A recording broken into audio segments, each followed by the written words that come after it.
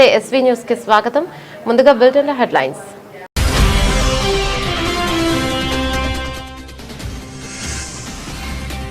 కార్యకర్తలపై Kharge fire, పనికి మాలిన వాళ్ళు అంటూ తీవ్ర వ్యాఖ్యలు.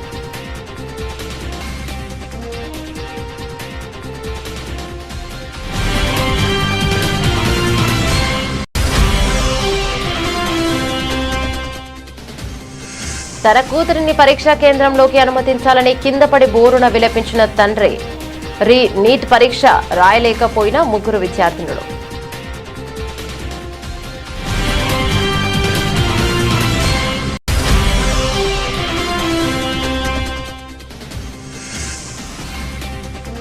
మతి స్థిమితం కోల్పోయిన మైనంపల్లి, బీఆర్ఎస్ నేతల strong warning.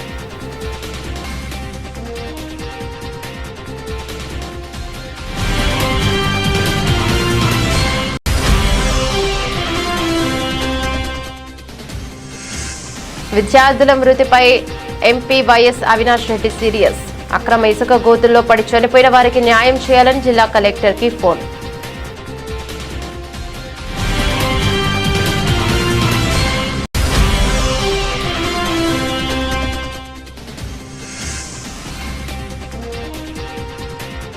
Tamil Nadu CM TVK అధినేత విజయ్ పుట్టినరోజు. తమిళనాడు వ్యాప్తంగా సామాజిక సేవా కార్యక్రమాలు సంబరాలు.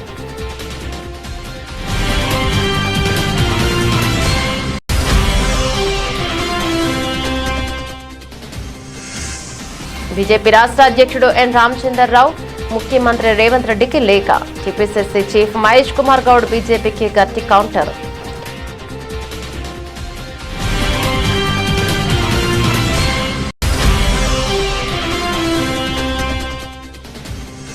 సిపి నేతలు నిర్వహిస్తున్నవి ఆత్మీయ సమావేశాలు కావు, ప్రజల తిరస్కారం, ప్రజలే తగిన బుద్ధి చెబుతారన్న మంత్రి కందుల దుర్గేష్ ఎద్దేవా.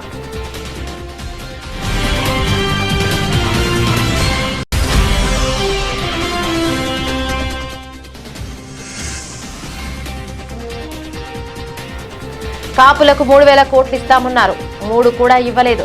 వైఎస్ఆర్సీపీ నేత మాజీ మంత్రి పేర్ని నాని విమర్శించారు.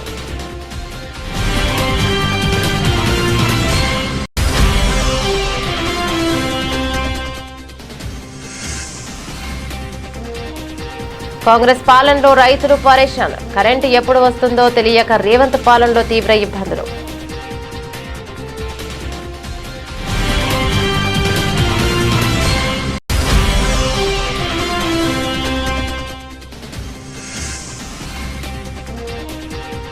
కామారెడ్డిలో మొట్టమొదటిసారిగా 1,93,00,000 విలువ గల గంజాయి స్వాధీనం.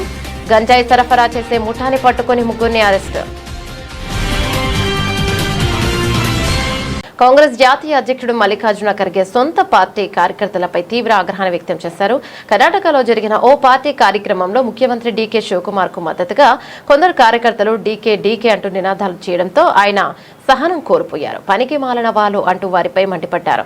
కర్ణాటక పీసీసీ నూతన అధ్యక్షుడిగా బీకే హరిప్రసాద్ పదవి బాధ్యతలను స్వీకరిస్తున్న వేదికపై ఈ ఘటన చోటు చేసుకుంది. కార్యకర్తలు నినాదాలు ఆపకపోవడంతో ఖర్గే తీవ్ర స్వరంతో మాట్లాడారు. నోరు మూయండి, కింద కూర్చోండి, దేశమంతా మీ చేతుల్లోకి వచ్చినట్టు ప్రవర్తిస్తున్నారు. ఇది కాంగ్రెస్ పార్టీ సమావేశం, ఎవరో ఒక వ్యక్తి కోసం ఏర్పాటు చేసింది కాదు. పార్టీని బలోపేతం చేయడానికి, ఐక్యంగా ఉంచడానికి అందరం ఇక్కడికొచ్చాం. ఒకరి పేరు మరొకరు ఇంకొకరి పేరు అరుస్తుంటే మిగిలిన వాళ్ళు ఇక్కడ చెత్త ఊడ్చడానికి వచ్చారా అని గట్టిగా అరిచారు. ఈ సమయంలో ముఖ్యమంత్రి డీకే శివకుమార్ కూడా స్వయంగా లేచి నిలబడి కార్యకర్తలను శాంతించాలని సైగలు చేయడం గమనార్హం. అంతటితో ఆగకుండా పార్టీలో క్రమశిక్షణ చాలా అవసరమని ఖర్గే స్పష్టం చేశారు. ఇక్కడ ఎవరు అల్లరి చేస్తున్నారో వీడియో ఫుటేజ్ లో రికార్డ్ అవుతోంది. ఆ ఫుటేజ్ చూసిన తర్వాత ఖచ్చితంగా క్రమశిక్షణ చర్యలు తీసుకుంటారు, ఎవరిని వదిలిపెట్టనని తీవ్రంగా హెచ్చరించారు. పార్టీ వల్లే మనందరికీ గుర్తింపని వ్యక్తిగత నినాదాలతో పార్టీ ప్రతిష్టను దెబ్బతీయవద్దని సూచించారు. అధ్యక్షగిరి అధికారం అన్న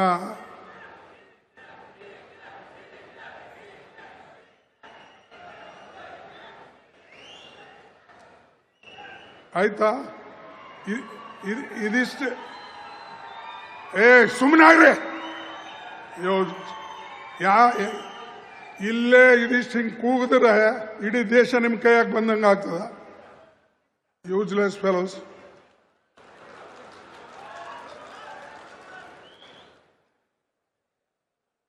ಯಾವಾಗಲೂ ಇದು ಕಾಂಗ್ರೆಸ್ ಪಕ್ಷದ ಇದು ಮೀಟಿಂಗ್. ಇದರಲ್ಲಿ ಯಾವ ಒಂದು ವ್ಯಕ್ತಿ ಮತ್ತು ಮೀಟಿಂಗ್ ಅಲ್ಲ, ಎಲ್ಲರೂ ಸೇರಿ ಪಕ್ಷಕ್ಕೆ ಒಂದುಗೂಡಿಸ್ತಕ್ಕಂಥ ಫಂಕ್ಷನ್ಸ್ ಇದು. ಯಾರೇ ಒಬ್ರು ಒಂದು ಹೇಳೋದು, ಇನ್ನೊಬ್ರು ಒಂದು ಕೂಗೋದು, ಬಾಕಿ ಅವ್ರು ಅದಕ್ಕೆ ಬಂದಾರ, ಕಸ ಗೂಡ್ಸಕ್ ಬಂದಾರ.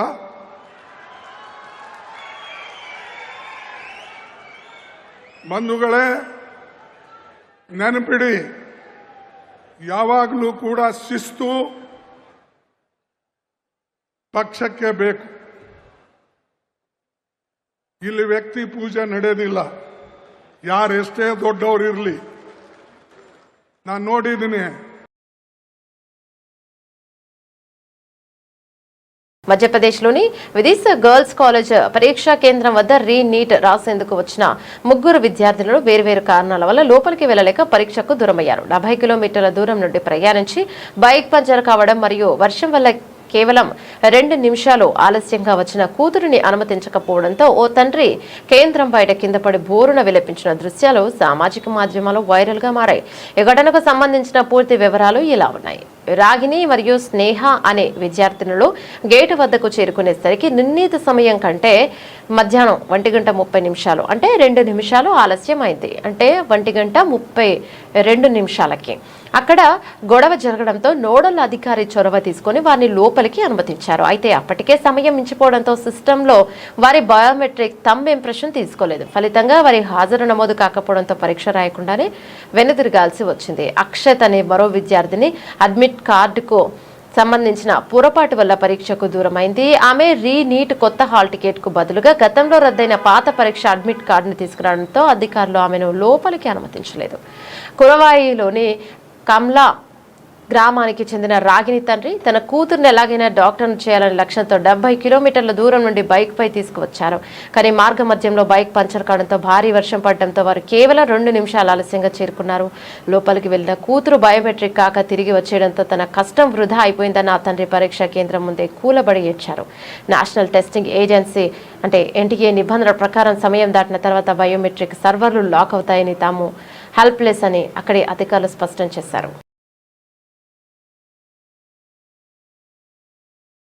ఇందిరమ్మ ఇండ్ల పేరిట కంటోన్మెంట్ లో 8 ఎకరాల ప్రభుత్వ భూమిని కబ్జా చేసేందుకు మైనంపల్లి అనుచరులు యత్నిస్తున్నారని కార్పొరేషన్ మాజీ చైర్మన్ మన్నే క్రిషంక్ ఆరోపించారు. మైనంపల్లి హీరో కాదని, ఆయన బెదిరింపులకు బీఆర్ఎస్ లో ఎవరు భయపడబోరని తేల్చి చెప్పారు. ఎస్బీఐ భూముల వ్యవహారంలో కేటీఆర్ పాత్ర ఉందని నిరాధార ఆరోపణలు చేయడానికి ఖండించారు. కేటీఆర్ పై దుష్ప్రచారం చేయడం, కేసుల పేరిట వేధించడం కాంగ్రెస్ నాయకులకు అలవాటైపోయిందని విమర్శించారు. 2014లో 3 పార్టీలు మారిన ఘనత హనుమంతరావుకే దక్కిందని ఎద్దేవా చేశారు. ఆయన ఎంత మొత్తుకున్నా కాంగ్రెస్ లో ప్రాధాన్యం దక్కదని స్పష్టం చేశారు. మైనంపల్లి పిచ్చి మాటలు కాదు, ఎక్కడికి పోవాలనుకుంటున్నారు, సమయం స్థలం చెప్పండి, చర్చించేందుకు సిద్ధమని పునరుద్ఘాటించారు. అంతేగాని ఆయన రౌడీ చేష్టలకు భయపడబోమని స్పష్టం చేశారు. మైనంపల్లి హనుమంతరావు అనే వ్యక్తి నిజంగా బాధేస్తుంది ఆలోచిస్తుంటే. మానసికంగా ఏదో ఆయనకు ఒక చికిత్స అవసరం ఉన్నట్టుంది, సన్ స్ట్రోక్ ఉన్నట్టుంది. వాళ్ళ కొడుకు చేయబట్టి ఆయన రాజకీయంగా ఇవాళ ఆయనకు పని లేకుండా పోయింది కాబట్టి ఆయన ఏం మాట్లాడుతుండో, అటు మల్కాజ్గిరికి కాకుండా ఒకసారి మెదక్ అంటాడు, ఒకసారి సిద్దిపేట అంటాడు, నిన్న సిరిసిల్ల అంటుడు, మల్కాజ్గిరి అంటుండు, దోబికా కుత్తానా ఘర్కానా ఘాట్కా అని హిందీలో గిందికే అన్నారు కావచ్చు. అదే ఏం మాట్లాడుతున్నావు నువ్వు? ఎందుకంత ఏమంటాడు? ఇప్పుడు రౌడీయిజం అని రాష్ట్రంలో జరుగుతున్నదాన్ని అనగానే నన్ను రౌడీ అని అంటావా అని అంటే ఆయన లోపల ఉన్న గిల్టీ ఫీలింగ్. అవును, మరి ఆనాడు నువ్వు ఏ పార్టీలో అవుతున్నావో, టీడీపీలు ఉన్నప్పుడు ఆనాడు అదే ప్రభుత్వం కదా, అప్పుడు వాళ్ళు నిన్ను తడిపారు చేసిర్రు, నగర బహిష్కరణ చేసిర్రు. తర్వాత నువ్వు ఎంపీ టికెట్ తెచ్చుకుందాం అనుకున్నావు. రికార్డు అసలు 8 ఏప్రిల్ 2014 అనేది ఈ రాష్ట్రంలో ఒక రాజకీయ రికార్డు అది. ఎందుకంటే ఒక్క వ్యక్తి ఒకటే రోజు 8 ఏప్రిల్ 2014 ఈ డేట్ చెక్ చేసుకోండి అందరు కూడా. పొద్దున బ్రేక్ఫాస్ట్ టైంకి వైఎస్ఆర్ కడప జిల్లా చక్రాయపేట వద్ద అక్రమ ఇసుక క్వారీ గోతుల్లో పడి ఇద్దరు విద్యార్థులు జయంత్ రెడ్డి, రాజవర్ధన్ రెడ్డి మృతి చెందిన ఘటనపై కడప ఎంపీ వైఎస్ అవినాష్ రెడ్డి తీవ్ర ఆగ్రహాన్ని వ్యక్తం చేశారు. బాధిత కుటుంబాలకు పూర్తి న్యాయం జరిగే వరకు మరియు ప్రభుత్వం నుంచి స్పష్టమైన హామీ వచ్చే వరకు అక్కడి నుండి కదిలేది లేదని ఆయన స్పష్టం చేశారు. చక్రాయపేట పరిధిలోని కుమార కాలువ వద్ద జరిగిన ఈ దుర్ఘటనలో ఇద్దరు చిన్నారులు ప్రాణాలను కోల్పోయారు.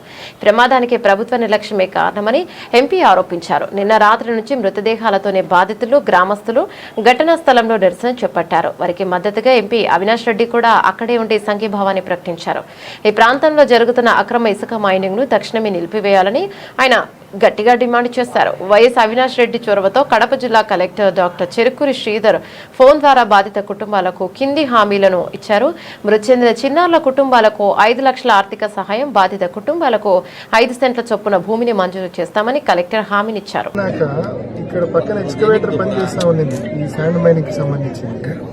కనీసం ఆ పిల్లల బాడీలు గాలింపు చేస్తే ఆ పిల్లల బాడీలు తీయడానికి గాలింపులో భాగంగా కొంచెం గాడి తీయండి అయ్యా మిషన్ తో, ఎక్స్కవేటర్ తో అంటే లేదని చెప్పి వాళ్ళు బిజీగా ఇసుకెత్తుకునే పనిలోనే ఉన్నారు తప్ప ఇంకా కనీసం చనిపోయిన తర్వాత గాలింపులో కూడా కోఆపరేట్ చేయలేదు.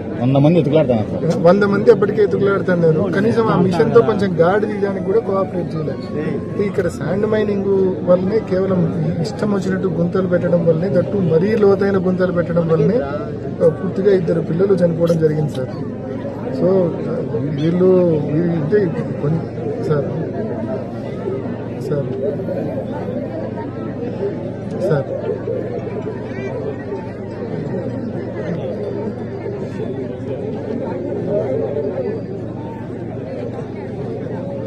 సార్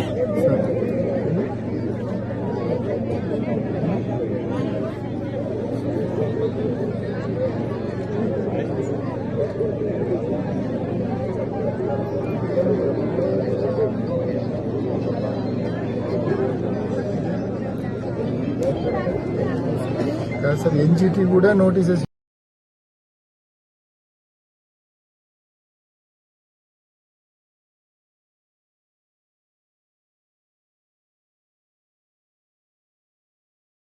తమిళనాడు సీఎం టీవీకే అధినేత విజయ్ పుట్టినరోజు నేడు. ఈ సందర్భంగా తమిళనాడు వ్యాప్తంగా సామాజిక సేవ కార్యక్రమాలు సంబరాలు మిన్నట్టాయి.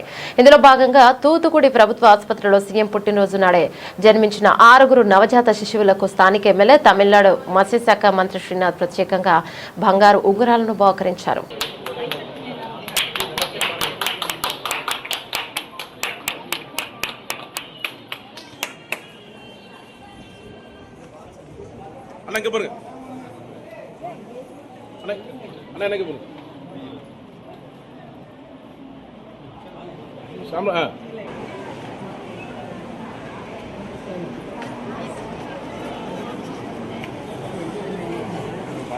కొంచెం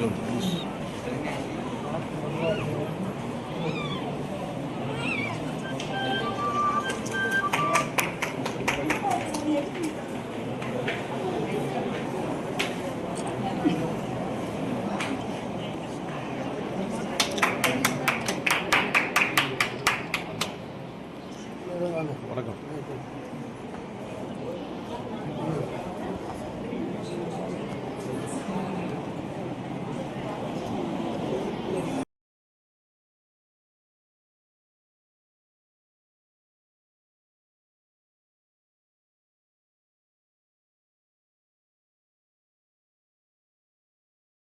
బీజేపీ రాష్ట్ర అధ్యక్షుడు ఎన్ రామచంద్రరావు ముఖ్యమంత్రి రేవంత్ రెడ్డికి ఒక లేఖ రాశారు. కాంగ్రెస్ ప్రభుత్వం అధికారంలోకి వచ్చి 2.5 ఏళ్లు గడుస్తున్నా ఎన్నికల సమయంలో ఇచ్చిన 6 గ్యారెంటీలను అమలు చేయడంలో విఫలమైందని ఆయన ఆరోపించారు. ఈ హామీల అమలుపై చర్చించడానికి కాంగ్రెస్ అగ్రనేత రాహుల్ గాంధీ అపాయింట్మెంట్ ఇప్పించాలని ఆయన కోరారు. దీనిపై తీవ్రంగా స్పందించిన టీపీసీసీ చీఫ్ మహేష్ కుమార్ గౌడ్ బీజేపీకి గట్టి కౌంటర్ ఇచ్చారు. రామచంద్రరావు గనక ప్రధాని నరేంద్ర మోదీ అపాయింట్మెంట్ ఇప్పిస్తే బీజేపీ గత 3 లోక్సభ ఎన్నికల మేనిఫెస్టోలలో దేశ ప్రజలకు ఇచ్చిన హామీలపై తాము చర్చకు సిద్ధమని సవాల్ విసిరారు. ఏడాదికి 2 కోట్ల ఉద్యోగాల కల్పన, ప్రతి పేదవాడి ఖాతాలో 15 లక్షల జమ మరియు రైతు ఆదాయం రెట్టింపు చేయడం వంటి మోదీ ప్రభుత్వం ఇచ్చిన హామీలు ఏమయ్యాయని మహేష్ కుమార్ గౌడ్ ప్రశ్నించారు. ప్రధాని మోదీ హామీల అమలుపై చర్చ ముగిసిన తర్వాతే రాహుల్ గాంధీ సమయం గురించి మాట్లాడదామని స్పష్టం చేశారు. రామచంద్రరావు గారు ముఖ్యమంత్రి గారికి లేఖ రాస్తూ రాహుల్ గాంధీ గారి సమయం ఇస్తే మేము వచ్చి మీరు ఇచ్చిన వాగ్దానాల గురించి అడుగుతానని మాట చెప్పినారు. మిత్రులు రామచంద్రరావు గారిని విజ్ఞప్తి చేస్తా ఉన్నా, మేము వచ్చి తెలంగాణలో అధికారంలోకి వచ్చి 2.5 సంవత్సరాలే అయ్యింది. మీరు కేంద్రంలో అధికారంలోకి వచ్చి మోడీ గారు ప్రధానమంత్రి అయి 12.5 సంవత్సరాలు అయింది. ఈ 2.5 సంవత్సరాల తర్వాత మాట్లాడుకుందాం, కానీ 12.5 సంవత్సరాల ముందు ఆనాడు 2014 ఎన్నికలకు వచ్చే ముందు మీరు ఇచ్చిన వాగ్దానాలు 2 కోట్ల ఉద్యోగాలు, బ్యాంకు ఖాతాల్లో 15 లక్షల జమ, పెట్రోల్ డీజిల్ ధరల తగ్గింపు, పేదవాడి జీవితాలు బాగు చేస్తాం, ఎన్నెన్నో మాటలు చెప్పి అధికారంలోకి వచ్చారు. అవేవి ఇప్పటివరకు నెరవేరలే. అందుకే రామచంద్రరావు గారు ప్రధానమంత్రి సమయం ఇప్పిస్తే మొదటగా తెలంగాణ నుంచి వచ్చి వీటి గురించి అడుగుదాం. మేము అధికారంలోకి వచ్చింది 2023లో, మీరు 2014లో వచ్చారు. మీరు ఈ 12.5 సంవత్సరాలుగా ఇచ్చిన వాగ్దానాలు ఏ విధంగా పూరించినారు, ఏవి పెండింగ్ ఉన్నాయో మొదటగా ప్రధానమంత్రి గారు సమయం మీరు ఇప్పిస్తే వారిని కలిసి.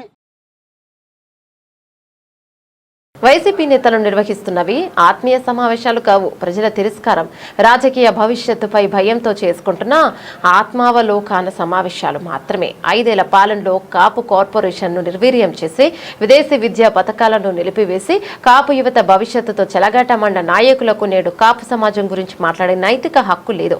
పిఠాపురం ప్రజలు ఘన విజయం అందించిన జనసేన అధినేత ఉప ముఖ్యమంత్రి శ్రీ పవన్ కళ్యాణ్ గారిపై వ్యక్తిగత విమర్శలు చేయడం వైసీపీ నేతల రాజకీయ నిరాశకు నిదర్శనం.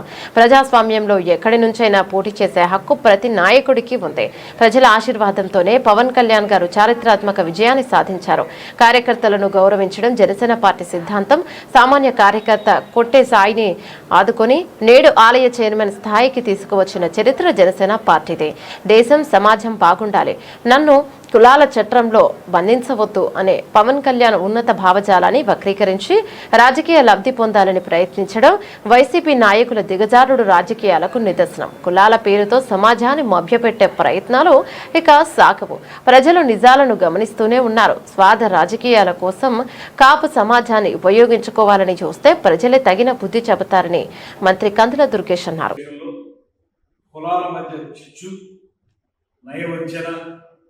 అనేటువంటి ఒక పెద్ద డ్రామాలో వైసీపీ కాపునేతలందరూ కూడా పాత్రధారులు. ఆ డ్రామానే ఇవాళ మనకు చూపించడం జరిగింది. ఆ రోజున జగన్మోహన్ రెడ్డి గారి 5 సంవత్సరాల పరిపాలన కాలంలో కాపు కార్పొరేషన్ ని నిర్వీర్యం చేసి అంతకుముందు తెలుగుదేశం జనసేన ఆధ్వర్యంలో కాపు కార్పొరేషన్ ఇచ్చినటువంటి నిధుల్ని ఏమాత్రం ఇవ్వకుండా ఏ ఒక్క పేద కాపు విద్యార్థికి కూడా సహకారం అందించినటువంటి సమయంలో మీరందరూ ఎక్కడ ఉన్నారు?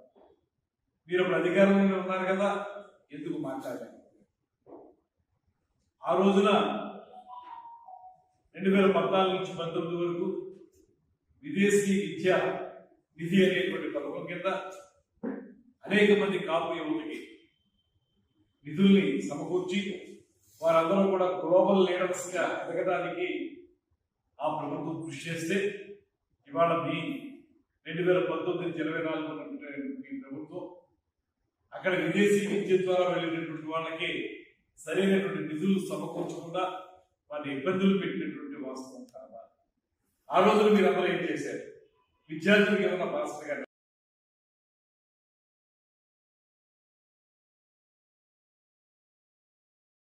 కాపుల సంక్షేమానికి కట్టుబడి ఉంటామని చెప్పి అధికారంలోకి వచ్చిన కూటమి ప్రభుత్వం హామీలను విస్మరించిందని వైఎస్ఆర్సీపీ నేత మాజీ మంత్రి పెన్ని నాని విమర్శించారు. కాపు కార్పొరేషన్ కు 3,000 కోట్లు కేటాయిస్తామని ప్రకటించిన ప్రభుత్వం 2 ఏళ్లలో కనీసం 3 కూడా ఇవ్వలేదని మండిపడ్డారు. డాక్టర్ బిఆర్ అంబేద్కర్ కోనసీమ జిల్లా వెంకటాయపాలెంలో జరిగిన కాపు నేతల ఆత్మీయ సమావేశంలో పాల్గొన్న అనంతరం ఆయన మీడియాతో మాట్లాడారు. కాపుల సంక్షేమం పేరుతో ప్రభుత్వం మాయమాటలు చెప్పిందని ఆరోపించారు. Deputy CM Pawan Kalyan, CM Chandrababu వ్యవహార శైలిపై కూడా పేర్ని నాని విమర్శలు గుప్పించారు. కాపు సమాజానికి నిజమైన న్యాయం చేయకుండా రాజకీయ నాటకాలు చేస్తున్నారన్నారు. అనంతపురం వరకు ఈ 13 పాత జిల్లాల్లో ఉన్నటువంటి వైఎస్ఆర్ కాంగ్రెస్ పార్టీ కాపు నేతలందరూ కూడా ఇక్కడ సమావేశం అవడం జరిగింది. ఈ సమావేశంలో గడిచిన 2 సంవత్సరాలుగా కాపులకు జరుగుతున్నటువంటి నష్టాలు, కష్టాలు, అన్నిటితో మాట్లాడుకుంటూ కేవలం ఒక కాపులకి జరిగేటువంటి కష్టాలని, నష్టాలని, బాధల్ని మాత్రమే కాకుండా జనం ఎక్కువగా ఉన్నటువంటి, సంఖ్యాబలంగా ఎక్కువగా ఉన్నటువంటి కాపుల కష్టాలే కాకుండా సంఖ్యాబలం తక్కువగా ఉండి గొంతు వినిపించలేనటువంటి సామాజిక వర్గాల యొక్క బాధల్ని, కష్టాలని కూడా మనమే వారి గొంతై మాట్లాడాలి, వారి బాధల్ని మనమే ఎత్తి చూపాలి, గొంతై మాట్లాడాలి అని చెప్పని ఈరోజు తీర్మానం చేయడం జరిగింది. 3-4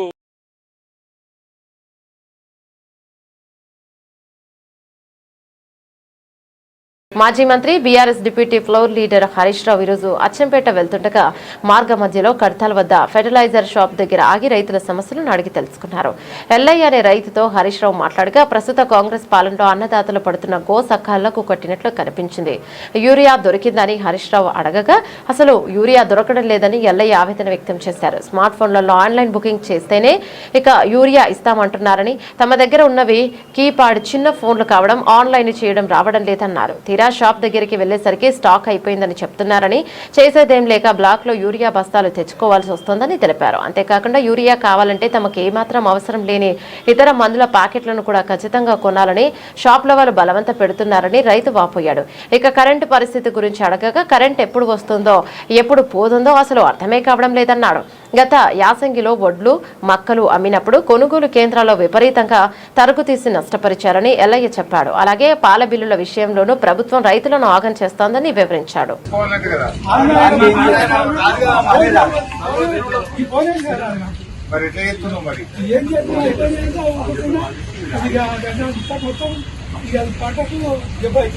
ఈ వానకాలం ఏం పెడుతున్నావు? మందులు మాకు వస్తుందా?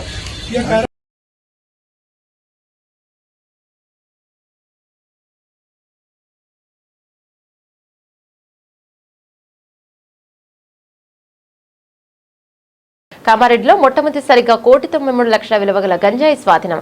గంజాయి సరఫరా చేసే ముఠాని పట్టుకుని ముగ్గురిని అరెస్ట్ చేసి రిమాండ్కు తరలించినట్లు జిల్లా ఎస్పీ రాజేష్ చంద్ర తెలిపారు. జిల్లా ఎస్పీ కార్యాలయంలో నిర్వహించిన విలేకరుల సమావేశంలో వివరాలను వెల్లడించారు. కామారెడ్డి జిల్లా మీదుగా గంజాయి అక్రమ రవాణా చేస్తున్న ముఠాను దేవునిపల్లి పోలీసులు భగ్నం చేసి పట్టుకున్నారని అన్నారు. ఒడిషా నుంచి మహారాష్ట్రకు అక్రమంగా తరలిస్తున్న గంజాయిని కాజంపల్లి జాతీయ రహదారిపై పోలీసులు పట్టుకున్నారు. పనస పండ్ల లోడ్ మాటున గంజాయిని రవాణా చేస్తున్న అంతర్రాష్ట్ర ముఠాకు చెందిన ముగ్గురు నిందితులను అరెస్ట్ చేశారు. అరెస్ట్ అయిన నిందితులు కరీముల్లా, సుభాష్, రహీంలు నిజామాబాద్ జిల్లాకు చెందిన వారిగా గుర్తించారు. వారి వద్ద 1,93,347 కిలోల 128 గ్రాముల గంజాయిని స్వాధీనం చేసుకున్నారు.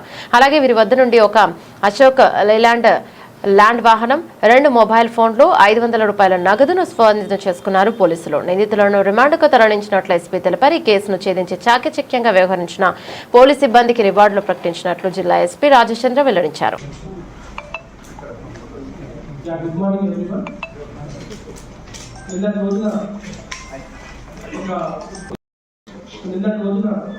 ఒక పక్కా ఇన్ఫర్మేషన్ తోటి కామారెడ్డి పోలీసులు ఒక ఆపరేషన్ ని కండక్ట్ చేయడం జరిగింది. ఈ ఆపరేషన్ లో సుమారుగా 5 స్పెషల్ టీమ్స్, 5 సబ్ ఇన్స్పెక్టర్లు, ఇన్స్పెక్టర్లు మొత్తం కూడా మన డిఎస్పీ గారి ఆధ్వర్యంలో ఒక స్పెషల్ టీమ్స్ ఏర్పాటు చేసి ఈ ఆపరేషన్ ని కండక్ట్ చేసి సుమారు 387 కిలోల హై క్వాలిటీ, ఫైనెస్ట్ క్వాలిటీ శిలావతి గంజాయి కూడా పట్టుకోవడం జరిగింది. ఈ గంజాయి ట్రాన్స్పోర్టేషన్ మనకి ఒరిస్సా బార్డర్ నుంచి మన తెలంగాణ మీదుగా నాసిక్ వెళ్లాల్సి ఉంది. వీళ్ళు రూట్స్ అన్ని కూడా చేంజ్ చేసుకుంటూ ఇంత ఈ క్వాంటిటీ కూడా పనస పళ్ళ మధ్యలో కింద దాన్ని దాచిపెట్టి ట్రాన్స్పోర్ట్ చేస్తున్నారు. వీళ్ళకి ముందు కూడా పక్కగా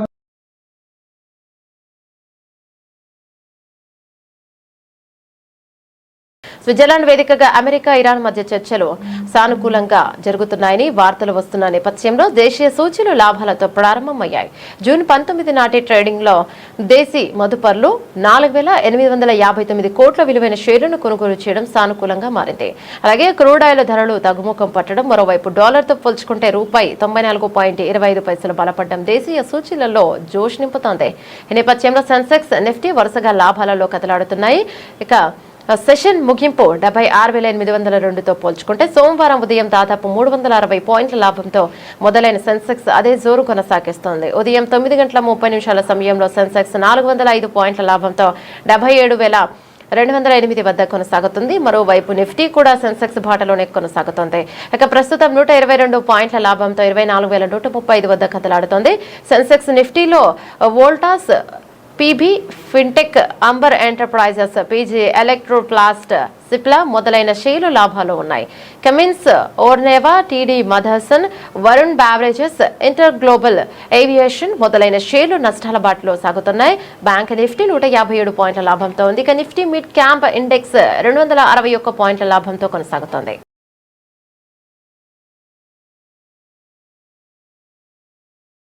టాలీవుడ్ స్టార్ హీరో అల్లు అర్జున్ సంధ్య థియేటర్లో జరిగిన తొక్కిసలాట కేసుకు సంబంధించి నాంపల్లి కోర్టుకు హాజరు కాలేదు. సినిమా షూటింగ్ లో ఉన్నందున వ్యక్తిగత హాజరు నుంచి మినహాయింపు ఇవ్వాలని బన్నీ కోరినట్లు తెలుస్తుంది. ఈ కేసులో నిందితులుగా ఉన్న మిగతా 18 మంది కోర్టు ఎదుట హాజరై బాండ్లపై సంతకాలు చేశారు. 2024 డిసెంబర్ 4న పుష్ప 2 సినిమా బెనిఫిట్ షో సందర్భంగా ఆర్టీసీ క్రాడ్స్ లో సంధ్య థియేటర్ల వద్ద జరిగిన తొక్కిసలాటలో రేవతి అనే మహిళ మరణించగా ఆమె కుమారుడు శ్రీతేజ గాయపడిన విషయం తెలిసిందే. అయితే ఈ దుర్ఘటనపై కేసు నమోదు చేసిన చిక్కడపల్లి పోలీసులు విచారణ అనంతరం మొత్తం 23 మందిపై ఛార్జ్షీట్ దాఖలు చేశారు. ఈ ఛార్జ్షీట్లో థియేటర్ యాజమాన్యంతో పాటు హీరో అల్లు అర్జున్ ను 11 నిందితుడిగా చేర్చారు. ఈ క్రమంలోనే 19 మంది నిందితులకు కోర్టు ఇటీవల సమన్లు జారీ చేసింది. ఈ రోజు విచారణకు అల్లు అర్జున్ మినహా మిగతా నిందితులందరూ హాజరయ్యారు. వాదనలు విన్న న్యాయస్థానం తదుపరి విచారణను జూలై 6వ తేదీకి వాయిదా వేసింది.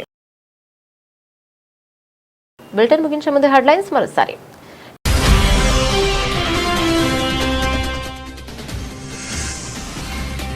కార్యకర్తలపై ఖర్గే ఫైర్, పనికి మాలిన వాళ్ళు అంటూ తీవ్ర వ్యాఖ్యలు.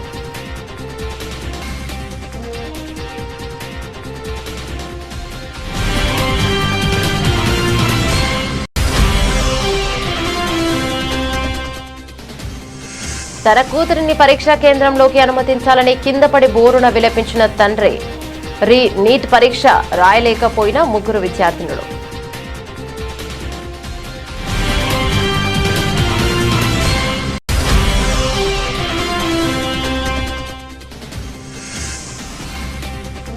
మతిస్థిమితం కోల్పోయిన మైనంపల్లి, బీఆర్ఎస్ నేతల strong warning.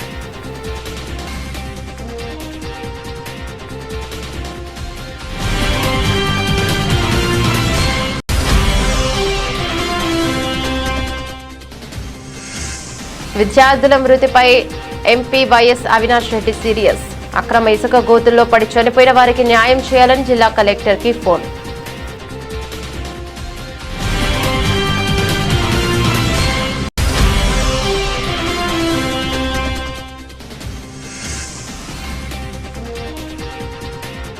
Tamil Nadu CM TVK అధినేత విజయ్ పుట్టినరోజు. తమిళనాడు వ్యాప్తంగా సామాజిక సేవా కార్యక్రమాలు సంబరాలు.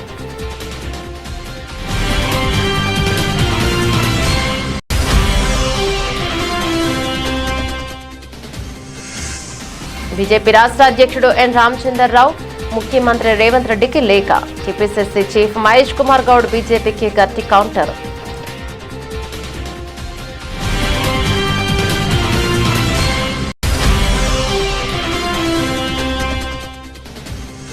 సిపి నేతలు నిర్వహిస్తున్నవి ఆత్మీయ సమావేశాలు కావు, ప్రజల తిరస్కారం, ప్రజలే తగిన బుద్ధి చెబుతారన్న మంత్రి కందుల దుర్గేష్ ఎద్దేవా.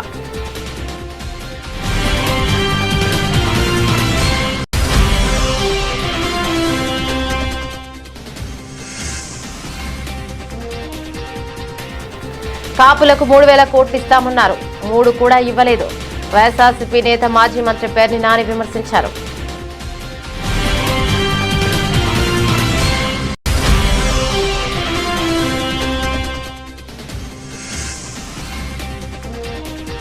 కాంగ్రెస్ పాలనలో రైతులు పరేషాన్. కరెంటు ఎప్పుడు వస్తుందో తెలియక రేవంత్ పాలనలో తీవ్ర ఇబ్బందులు.